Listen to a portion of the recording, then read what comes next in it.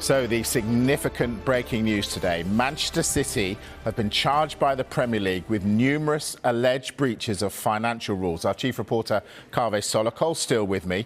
And now we can speak to Tariq Panja from the New York Times. Tariq, very good evening. I know you've been covering this story for a long time, all the twists and turns. City say they're surprised. Are you? Well, I'm surprised in that we finally have an outcome, not the final outcome, at least an outcome of this investigation, which is in its fifth year. I was also surprised a little bit by City's statement. A couple of things in that statement.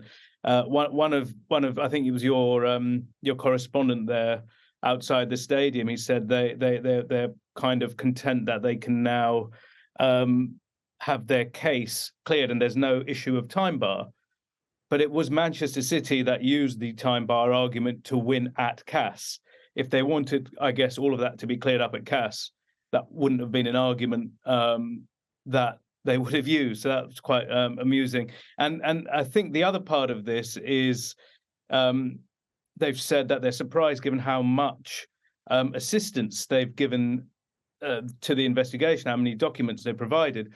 But the reality is, and you see it in the Premier League's charges, one of them is that Manchester City have not cooperated, similar to what was actually upheld in the UEFA case, that Manchester City had to pay a fine, I think, in the 8 digits for not cooperating in that investigation.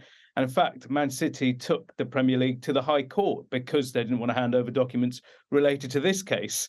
So there's quite a lot of surprises today. Deloitte said that City generated the most amount of revenue during the 21-22 season. So has that raised concerns for you?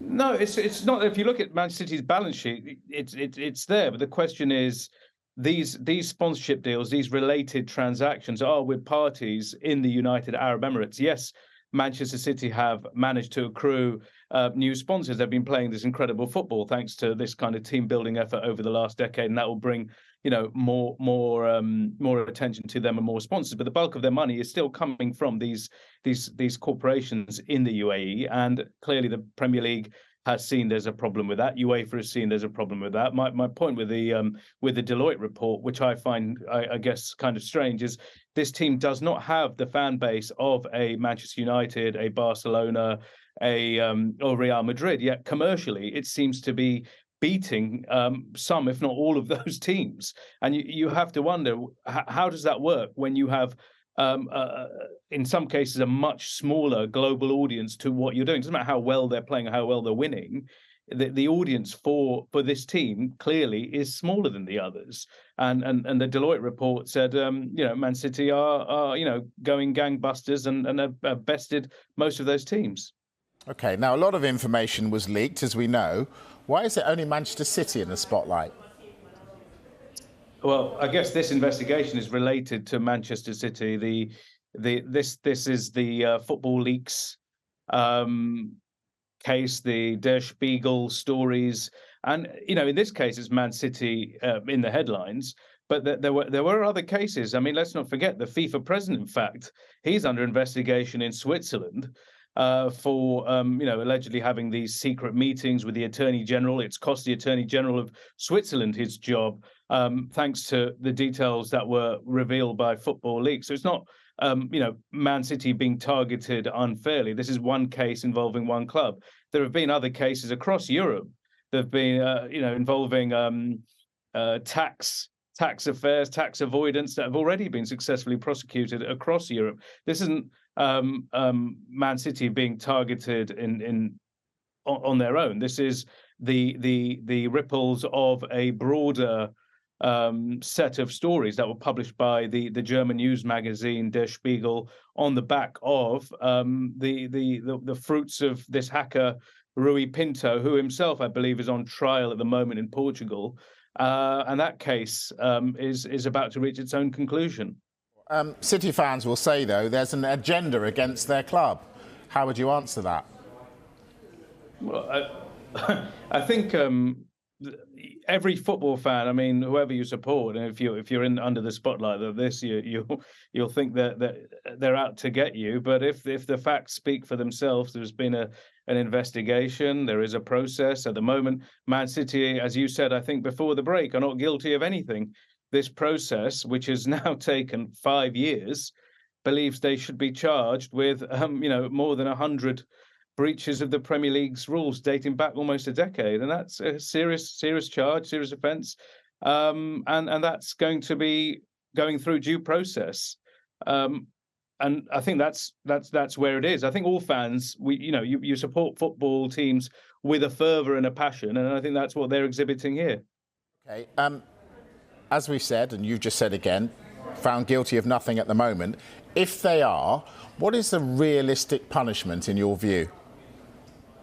It's very hard to know. I think Carve went through the restaurant menu of potential penalties available to them. But if you look at it in the most starkest light here, this is a team building project that, if the Premier League is correct, it's built on the back of 100+ rule breaches of its financial regulations, and I guess it puts into question the ability to compete fairly in competition, and that from just the very basics of a football match, 11 versus 11, the same number of substitutes and playing with the same rules. And if all of that is now under question, and the Premier League being what it is, the world's most dominant, most popular football league, and if what you're seeing is now under scrutiny and seen to not be true, the architect of that should probably face a pretty stringent punishment. And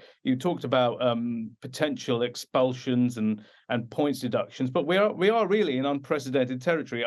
I don't think the Premier League, I'm pretty sure, has not faced a situation like this. I remember talking to Richard Scudamore, the former Premier League chief executive, many years ago, and I asked him, what was your biggest issue? What was the biggest crisis in the history? And this was about 10 years ago, before all of this. And they talked about the Carlos Tevez affair, where West Ham had signed Carlos Tevez. It turned out they shouldn't have. They breached these regulations.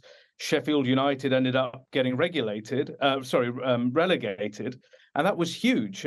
Sheffield United got tens of millions of pounds as a kind of compensation. But this, by a magnitude of several factors, is a lot bigger than that. Perhaps the biggest punishment for Manchester City would be losing the manager, Pep Guardiola. Tariq, have a listen to this. This is Pep speaking last year, saying that if he hadn't been told the truth, he was off. And when I defend the club and the people, it's because I work with them. And when they're suspicious or the people accuse something, I ask to them, tell me about that. And when I said this was like this, like that, and like that, okay, I believe them. Because I said to them, if you lie to me, the day after I'm here, I will be out and you will not be my friend anymore. Tariq, do you believe him? Well, it's quite unequivocal what he said. So, if they are found guilty, he's not going to be their friend anymore and he's out. I mean, after that, how do you go back from that? Once, if you go through due process, and again, just to reiterate, Manchester City are denying all these allegations like they have throughout time, and as Pep Guardiola has become a bit of a spokesman for this. But how do you go back from that? If they are found to be guilty, I suppose he's going to have to walk. Tariq, it's a great pleasure to speak to you. Thank you very much for coming on.